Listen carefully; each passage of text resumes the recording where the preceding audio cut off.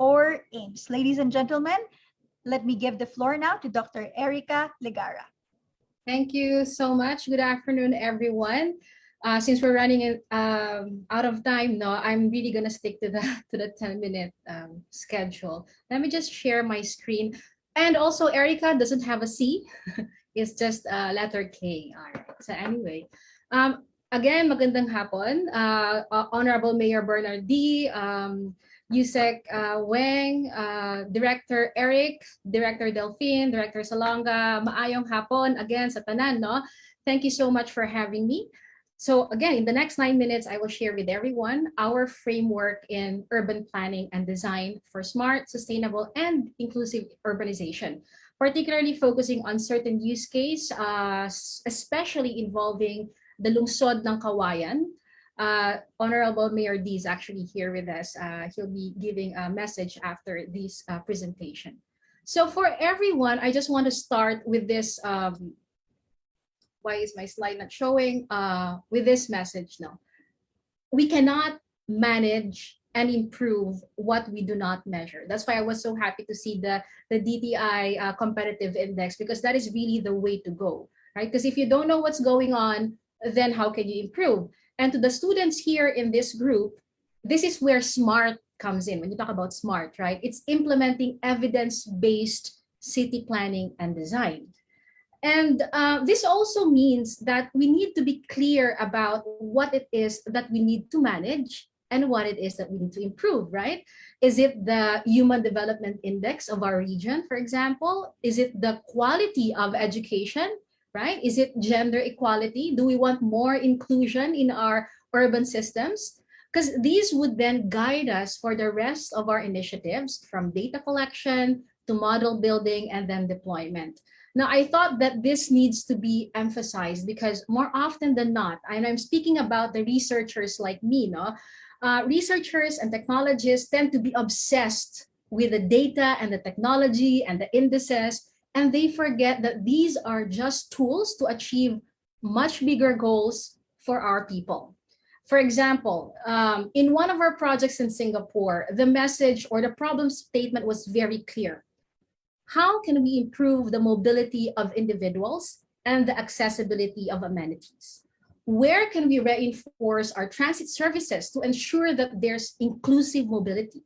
So from these questions, you know that you need to collect mobility data, the EasyLink card, and then of course you analyze the information, just like what you're seeing here. Similarly, in another project that I am involved in, the city of Hermosillo in Mexico, through the Harvard Kennedy School's Smart Policy Design, the problem was very clear as well. How do we improve the dynamism of the economy of Hermosillo in Mexico? Again, big picture, then we dive into the details.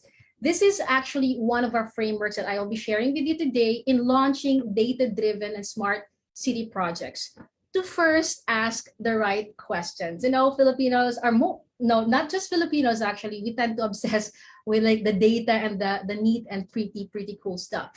So here I am sharing with you our ongoing smart city projects, thanks to DOST-PCIEERD, of course, and our partners. The first one is Project PATURO, which is the focus of the talk today. This is with the Cauayan City Local Government. PATURO stands for Platform for Assessment and Tracking of Urbanization-Related Opportunities. And Project Minerva naman with Baguio City stands for Monitoring of Indicators for Efficient Development and Value Assessment. They are a mouthful. So just remember PATURO and Minerva. So for these two projects, again, we start with a question. They're very clear.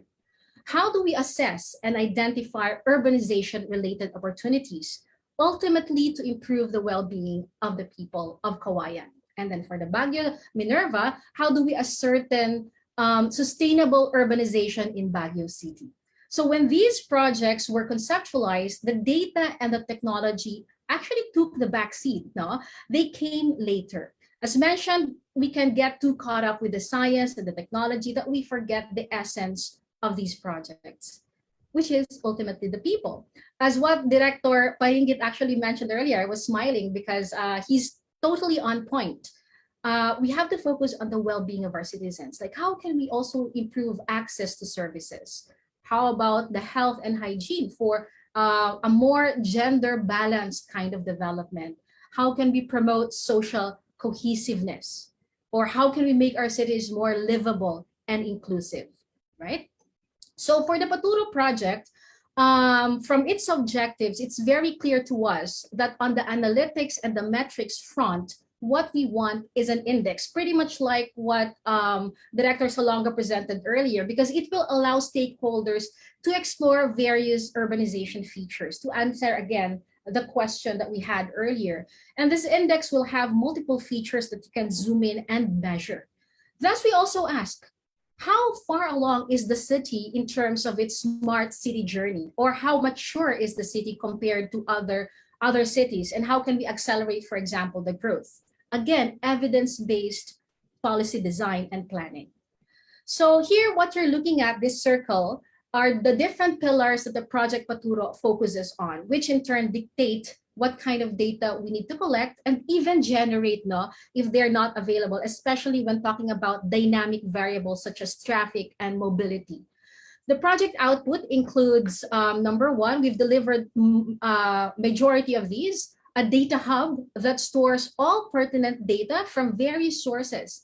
You know, if you work with these kinds of projects, you will realize that there's a lot of data janitorial initiatives as well, because some of the data were only even digitized during the project, like physical maps. We have to transform it into something that the computer can actually understand. The second one is actually the dashboard, because we also need to systematically present the measures or the data to our stakeholders. Ultimately, kasi what we want is to answer the so what question. Have all of these indices, you have all of these data and the plots and the complex models, but then the question is, are they actionable? So this is one way to make them actionable, to make them user-friendly so that the decision makers can use them, diba?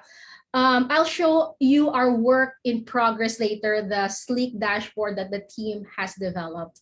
And number three, of course, the models and the simulations. This is the heart of our smart city project, because this will now allow stakeholders to explore what-if scenarios and to perform futures thinking. Like, what if I add a U-turn here? What if let's say we lock down this certain part of the city? What will happen? So these are critical features of any urban planning and design, right?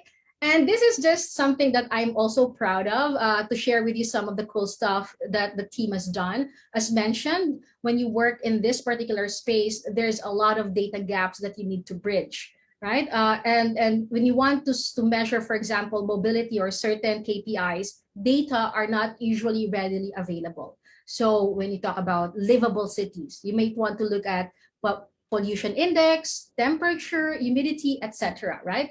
And again, when you talk about mobility, you would need mobility data, but where are we going to get them?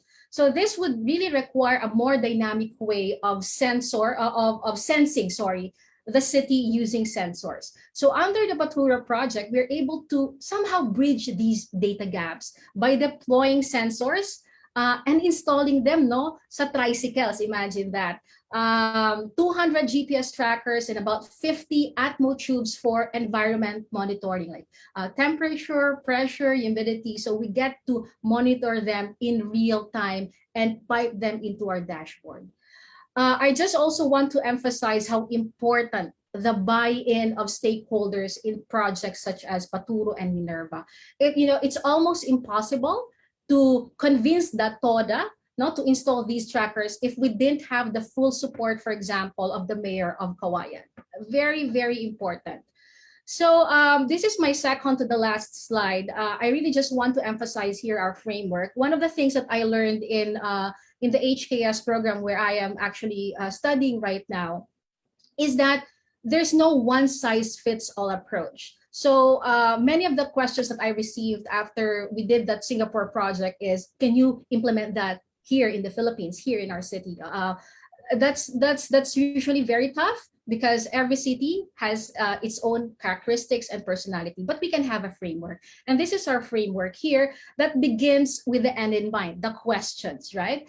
And this is something that we can apply to other cities and administrative regions. As you can see, it's a loop-the-loop. It means that it's an iterative process because you can never have a perfect city. You can never have a perfect policy. We always have to check, to monitor and measure, and then engage again with the stakeholders, then build what-if scenarios that's important for the decision makers and stakeholders, and then design the policy, design the city, and intervene, right? So this is, again, the framework that we're using. And now, sorry about that. So yeah, I just wanted to show here, for example, the safety part and the mobility, accessibility, and health and hygiene. For example, if you want to measure inclusion, like how can I improve inclusion in our city? You also need to understand what are the pillars that you need to track. So this is really not just about collecting data and dumping data. It's really understanding the insights that you can get from these data sets. All right, so here are the technical component, a high overview of our smart city project. Again, ultimately, we want to be able to measure, but then the components here would be the problem at hand, the data collected, and then performing some summary statistics, which are in itself very relevant already to be part of the evidence-based urban design and planning. And of course, the model platform for what-if scenarios and futures thinking. I promise I'm going to end in 10 minutes. So this is my second to the last slide. I'm just going to show you this work in progress dashboard. I really love it, no? Love your own. But no, seriously, this is very actionable. As you can see here, there's the employment, resilience, greenery, accessibility, and the information that you're getting here is dynamic. It's not something like from years ago that's not updated every now and then because we have deployed sensors. And what we want to do is really scale this. In fact, we are now talking to 2 more cities where we can apply this and even extend it because like what I mentioned earlier, every city has its own characteristic, right? For example, this resiliency, what you're seeing here, this is a dynamic model. Like what if there's a lockdown? What will happen? What if there's a natural hazard that would hit the city? What will happen to the mobility of the individuals? Okay, and with that, I'd like to first thank, of course, all of the people behind this project. I'm just representing them, but really proud of our project leads, complex system scientist, Dr. Alva Presbitero. You will hear from her later. Dr. Valenzuela, our research engineer, JP Antonio, for the sleek visas, and of course, our project manager, Ariel. Their brilliance, sustained passion, and commitment. This is not easy. And all of our ongoing and upcoming smart city projects are truly awe-inspiring. Again, maraming salamat po sa tanan. Maayong hapon. Maraming salamat din po, Dr. Erica. Thank you for that crisp presentation and congratulations to Project PATURO and Project Minerva. May we be able to replicate those initiatives in other cities, in the whole cities of the Philippines. Thank you so much again. Thanks too. Today we are graced also by the Honorable Mayor of Cauayan City, Honorable Bernard Faustino D, to give us a message on how the PATURO project has been beneficial to them.